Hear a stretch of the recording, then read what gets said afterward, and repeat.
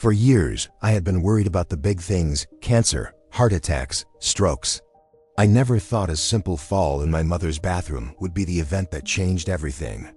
Margaret, 70, had always been fiercely independent, living alone and managing everything herself. But one wrong step getting out of the shower led to a hip fracture, surgery, and 6 months of recovery that tested our entire family's patience, resources, and relationships. If you have an aging parent, this story will show you what we weren't prepared for and what you need to know. This isn't a dramatic medical emergency story. This is the reality of what happens to families when an aging parent has a hip fracture. Most common serious injury among adults over 65. Every year, more than 300,000 Americans over 65 are hospitalized for hip fractures, and the recovery process affects not just the patient, but entire families in ways no one prepares you for. My mother, before the fall, Margaret, had always been what everyone called a young 70. She lived alone in the same house where she'd raised our family, drove herself everywhere, maintained an active social life, and prided herself on her independence. She had high blood pressure that was well controlled with medication, some arthritis in her knees that occasionally bothered her, but overall seemed to be aging gracefully. "I don't need help," was Margaret's standard response to any offer of assistance. She grocery shopped, cleaned her house, managed her finances, and made it clear that she was perfectly capable of taking care of herself. And honestly, she was. At family gatherings, she was often the most energetic person there, bustling around the kitchen, organizing activities, and keeping track of everyone's schedules. My siblings and I had that false sense of security that comes with having a parent who seems invincible. We worried about the dramatic stuff. What if she had a heart attack? What if she was diagnosed with cancer? What if she had a stroke? We never really considered that something as simple as stepping out of the shower wrong could be the thing that changed everything. Margaret had made some concessions to aging. She had grab bars installed in her shower after her doctor recommended. Then during a routine visit, she wore sensible shoes and avoided high heels. She was careful about keeping walkways clear and used a nightlight in her hallway. She was doing everything right, or so we thought. The morning everything changed. The call came on a Wednesday morning at 7:15 a.m. I was getting ready for work when my phone rang, and I saw my mother's number. This was unusual. Margaret was an early riser, but she rarely called before 8 a.m.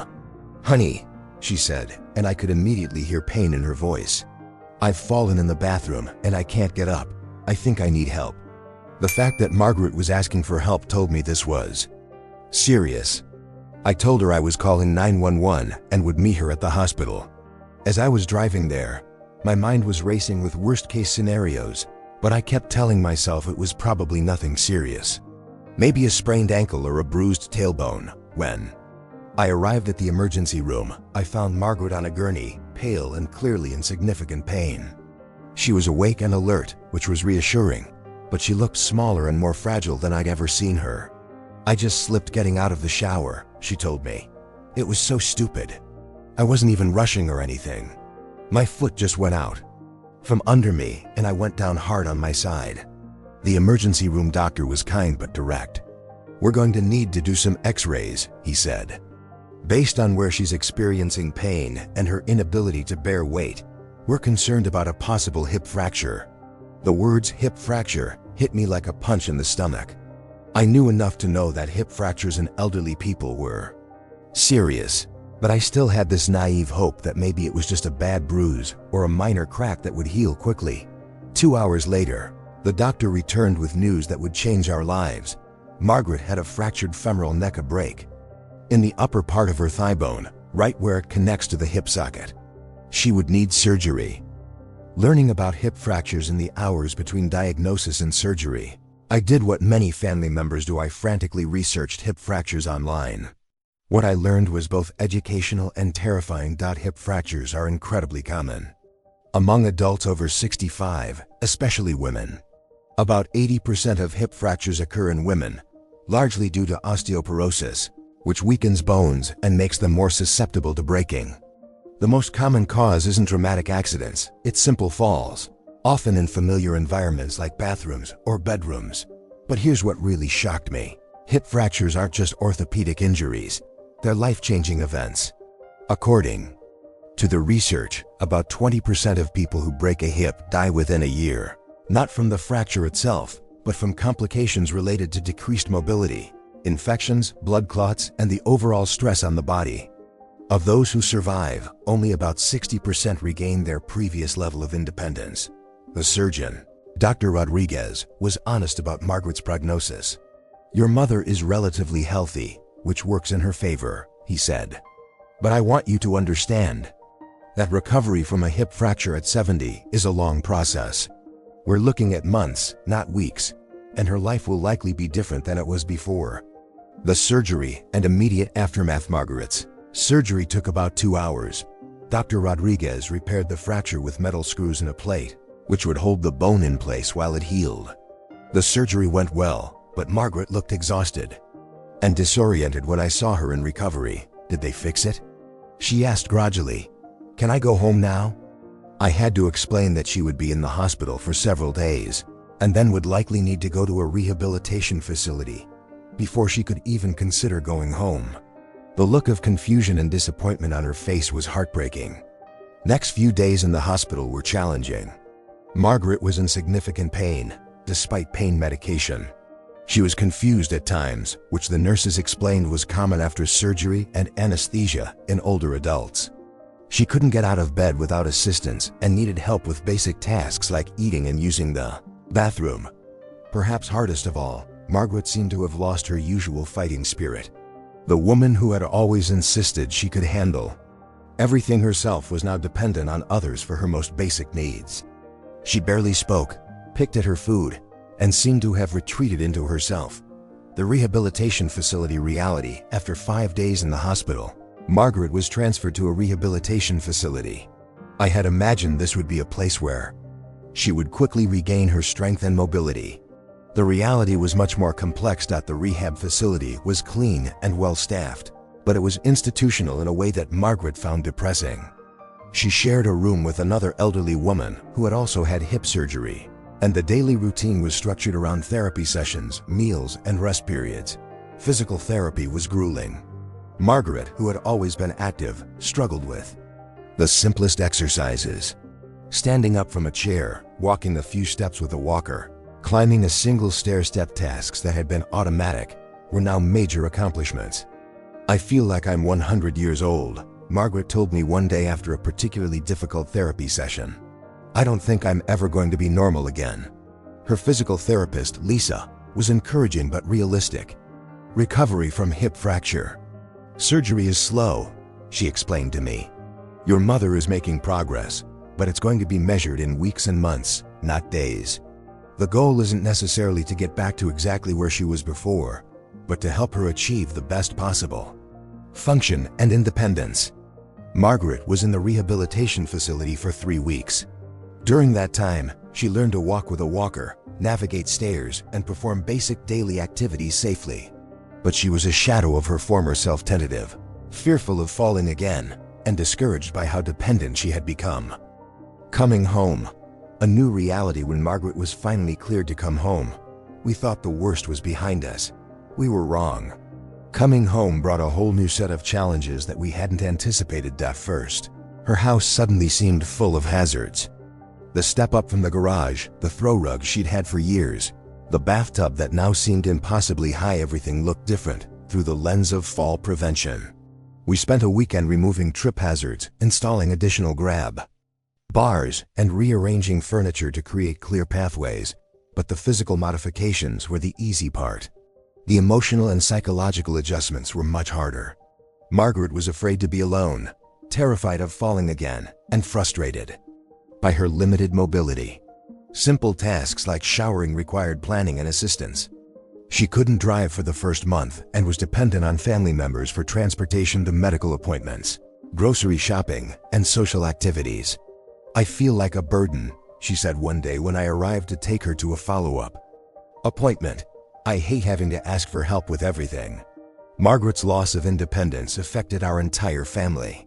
My siblings and I had to coordinate schedules to ensure someone could be available for her appointments and daily needs. My sister, who lived closest, took on the bulk of the daily care coordination. My brother handled yard work and home maintenance that Margaret could no longer manage. I became the primary driver for medical appointments and errands. The long road to recovery. What we discovered over the following months was that recovery from a hip fracture isn't just about the bone healing. It's about rebuilding confidence, strength, and independence.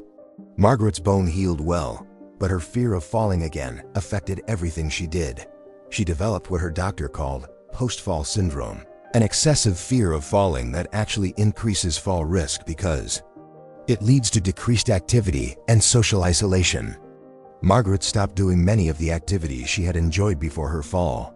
She quit her weekly bridge club because she was afraid of navigating the stairs at the community center. She stopped cooking elaborate meals because standing for long periods made her nervous. She even hesitated to water her beloved garden because she was afraid of losing her balance. Physical therapy continued for months, first at an outpatient clinic and then at home. Slowly, Margaret regained strength and mobility, but progress was frustratingly slow. Some days were better than others, and setbacks, a day of increased pain or a near fall, would undo weeks of progress in terms of her confidence. The emotional toll was significant. Margaret went through periods of depression, which her doctor explained was common after hip fractures. The combination of pain, decreased independence, and fear created a cycle that was hard to break. Family dynamics and caregiver stress. Margaret's hip fracture changed our family in ways we hadn't expected. Suddenly, we were making decisions about her care, her safety, and her daily life. Margaret, who had always been the decision maker in our family, was now in the position of needing our help and input. This role reversal was difficult for everyone. Margaret struggled with accepting help and felt frustrated by her dependence. My siblings and I struggled with knowing how much to help versus how much to encourage independence. We had disagreements about safety measures, living arrangements, and medical decisions. My sister, who bore the brunt of day-to-day caregiving, experienced significant stress. She had to juggle her own work and family responsibilities with Margaret's needs. There were days when she felt overwhelmed and resentful, followed by guilt for feeling that way. I never realized how much Mom did for herself until she couldn't do it anymore, my sister said. It's not just the big things. It's all the little daily tasks that add up to a full-time job when someone else has to coordinate them. We also discovered gaps in our understanding of Margaret's finances, medical history, and personal preferences. The crisis of her hip fracture forced conversations about advance directives, power of attorney, and long-term care planning that we had been putting off. Gradual improvement and adaptation. About 4 months after her surgery, Margaret began to turn a corner.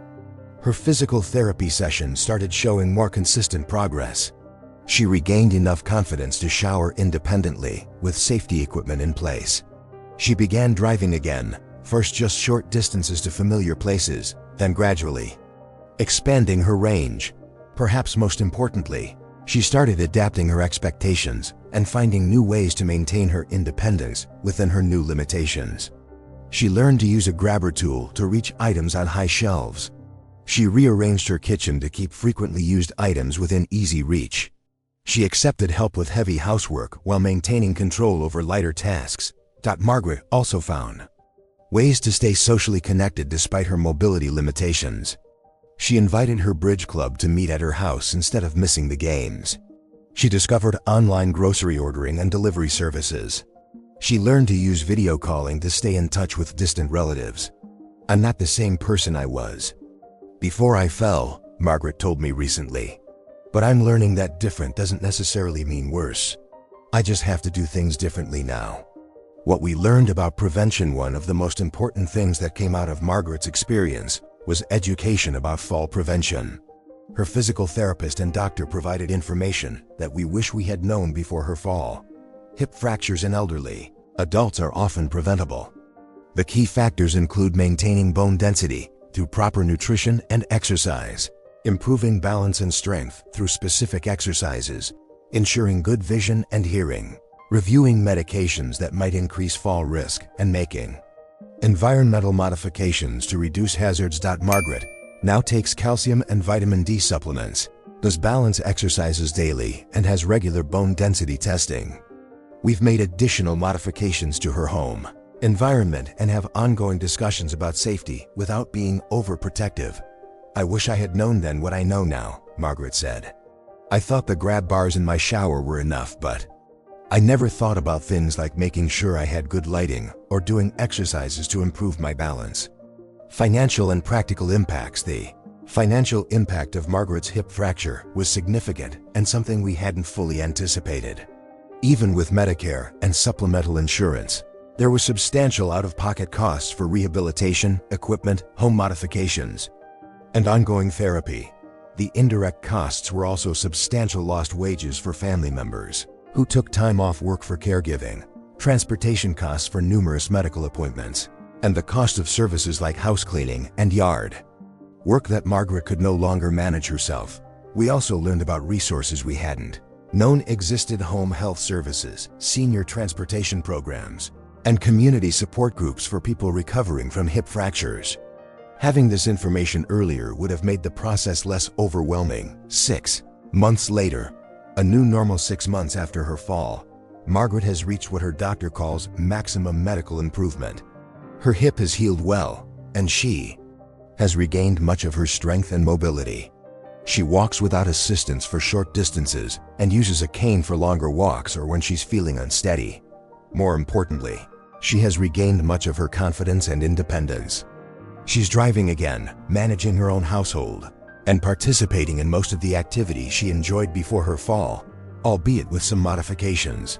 I'm about 80% of what I was before, Margaret reflects.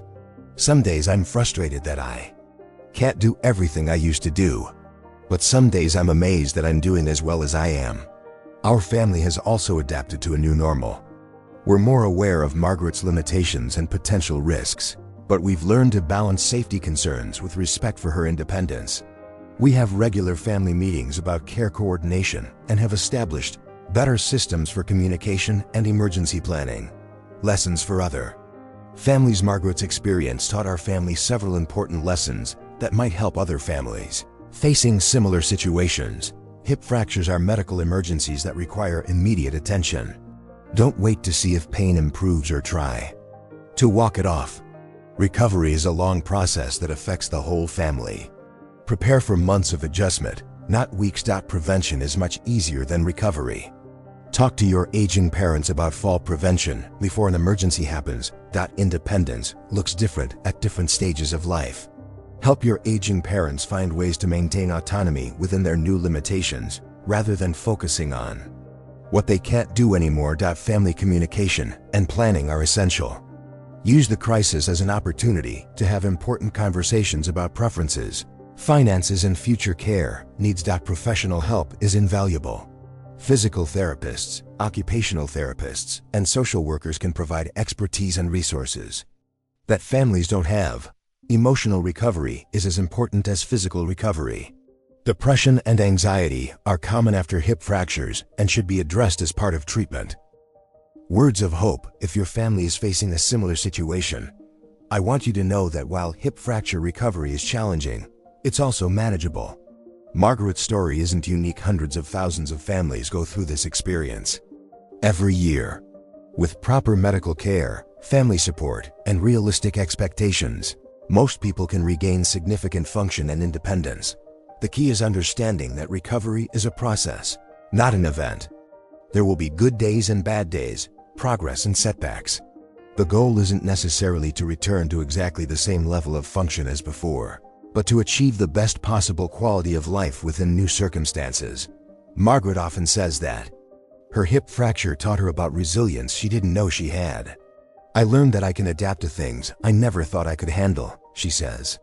And I learned that accepting help doesn't mean giving up independence, it means being smart about how to maintain the independence that matters most to you. Looking forward, Margaret is now 71 and continues to live independently. She has made peace with using assistive devices when needed and has found ways to stay active and engaged within her new limitations. She does water aerobics twice a week, has rejoined her bridge club, and recently started volunteering as a visitor for other people recovering from hip fractures. "I want to help other people understand that this isn't the end of the world," she says. "It's hard and it changes things, but you can get through it and still have a good life." Our family is closer in some ways because of this experience. We communicate better about health concerns and have systems in place for supporting each other during crises. We've also become advocates for fall prevention education and have shared Margaret's story with other families to help them prepare for similar challenges. Final thoughts: hip fractures in elderly adults are incredibly common, but most families are unprepared for the reality of recovery. If you have aging parents, start conversations about fall prevention now, before an emergency happens. Learn about the risk factors, discuss preferences for care, and make environmental modifications that can reduce the likelihood of falls. If your family is currently dealing with hip fracture recovery, remember that healing takes time, progress isn't always linear, and adaptation is possible. Focus on small improvements, celebrate victories, and remember that accepting help is a sign of wisdom, not weakness. Margaret's hip fracture changed our family, but it didn't define us. We learned that we were stronger and more adaptable than we thought, and that love and support can help people overcome challenges that initially seem insurmountable. Thank you for allowing me to share Margaret's story. If this resonates with your experience or concerns about aging parents, please share it with others who might benefit. And remember, prevention is always easier than recovery, but recovery is always possible with the right support and realistic expectations. What questions do you have about caring for aging parents or preventing falls? Share your thoughts and experiences in the comments below.